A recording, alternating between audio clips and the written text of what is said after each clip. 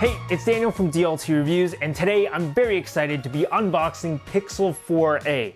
And the reason why I'm so excited is because this looks like an amazing smartphone and it only costs $350. In comparison to all these $1,000 phones out there, I think this is an insanely great value and a great deal. And the only reason I didn't buy it at launch is because it only came in this boring black color and it didn't have wireless charging. But Google rectified one of those issues and gave us this lovely blue color, so I'm super excited to unbox it, and without further ado, let's get into it. So here, it's just a standard Pixel box. We have the blue color phone right here. On the side, Google, side profile of the phone, nothing much here, so let's just pull these tabs off right here. Bam, and bam. All right, now let's lift up the top of the box and whoa!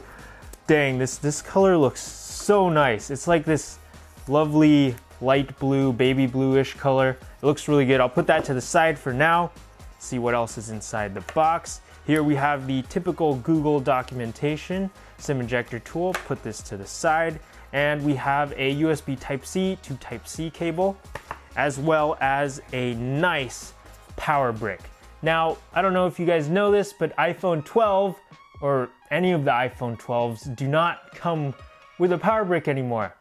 And this $350 smartphone does, so keep that in mind. And we have this lovely USB-A to Type-C adapter, if I could get this out of the box. Let's see, bam. So this is for data transfer from your old phone maybe.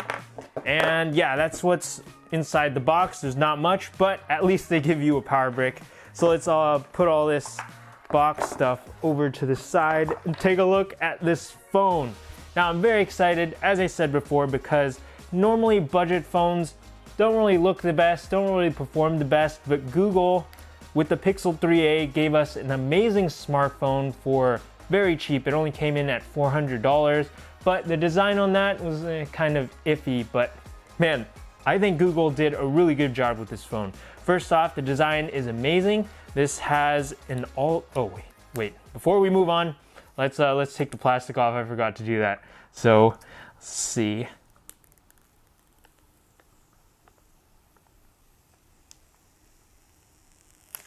Ooh, that was very satisfying. Anyways, let's get back to the phone. So this is one of the first phones Google has released with a full screen display. All right, let's boot this phone up to show you guys. And as you can see, normally Pixel phones don't really look the best in the front. It either has a big forehead, or it has two big bezels in the front, or it has like a weird bathtub notch. But finally, Google has released a phone with edge-to-edge display, and I mean, it just, first impressions, it looks really nice right now. I've never seen a Pixel like this, and it looks good. Also, I love this color. First impressions, this blue looks very nice. It's a nice baby blue color with this striking orange power button. I love the contrast here.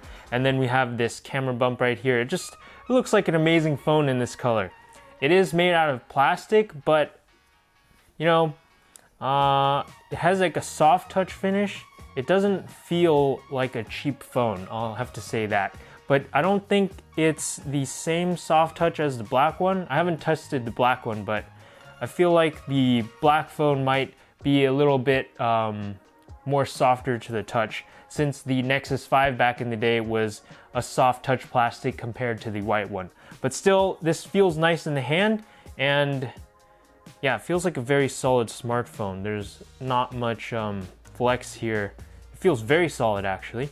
So that's a good thing out of a plastic smartphone. I actually also do like plastic smartphones a little bit more because you don't really need to use a case. You're not gonna be scared to drop the phone like, say, this Pixel 4 XL here, which is made out of glass on the back. So if you accidentally drop it, plastic is not gonna crack unless, I don't know, you do something weird to it.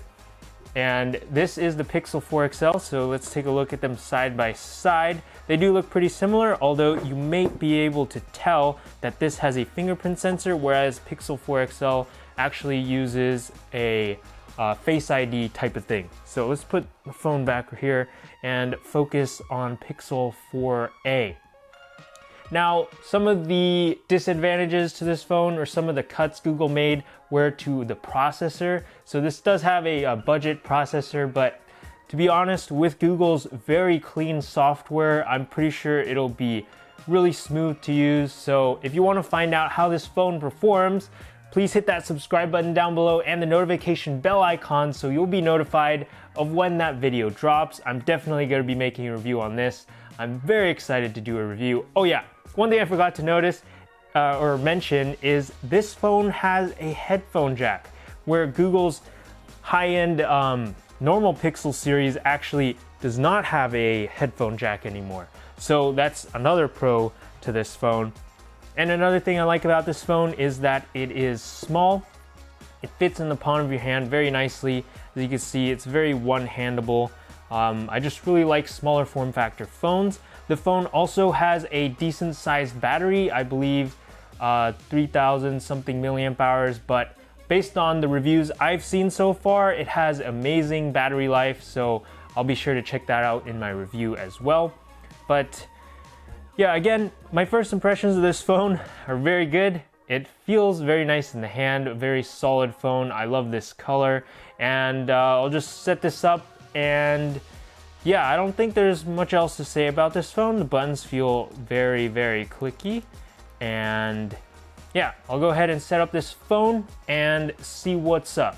So right now the setup process hasn't completely finished. It's still copying over the data, but I did want to mention some other points about this smartphone. So going back to the price, this is $350, and for that, you might be thinking of what kind of stuff they cut out. And honestly, the processor, what I said before, is probably the only weak thing about this phone. But again, the software on Pixel devices are usually very clean, and I'm pretty sure they've optimized this phone very well. Another thing about Pixel devices is they have great cameras. So this phone only has one camera, but don't let that fool you. This camera should be an amazing sensor, and I'll definitely test that out in my full review. Some of the features they took out from the standard Pixel series is the Active Edge, which is where you squeeze the phone and Google Assistant comes out. Although the new Pixel 5 doesn't have that feature anymore, so I guess they got rid of it across the line, which I'm very sad about. That was a great feature, but it's not here. Well, what can you do about that? Anyways, the other downsides is no wireless charging, as I mentioned before, and no waterproofing.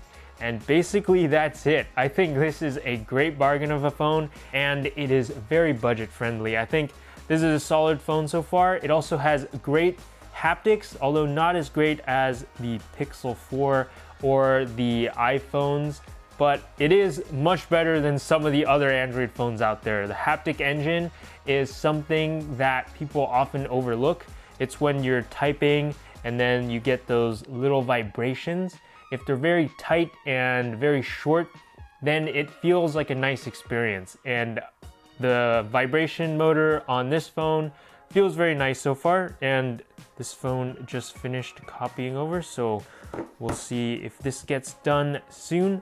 But so far, my first impressions of this phone are very positive. It looks to be a great phone for $350, and with the holidays coming, I think this will be a great option. So I'll have that video out soon, probably in 2 weeks. Make sure to definitely subscribe. Also hit the like button if you like this video, and I'll catch you in the next video. Peace.